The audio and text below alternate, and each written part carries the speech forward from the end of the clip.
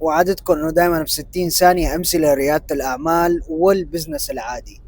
اليوم قطاع الهندسة وقطاع المقاولات عدد السجلات التجارية بين 300 ل 250 ألف سجل تجاري. قد في حجم تنافس من موضوع الخدمات الهندسية والموضوع المرتبط بالمقاولات. تخيلوا كل هدول يكونوا زباينك، زائد مليون سجل تجاري يكون زبونك. هي ريادة الأعمال. شوفوا الفرق، بزنس الخاص أو البزنس العادي شرحت لكم انه بيكون خلص انا بدي افتح شركه مقاولات، شوفوا قد ايه عدد الكومبetition. بس لو انا عندي فكره رياديه تخدمهم لهم كلهم.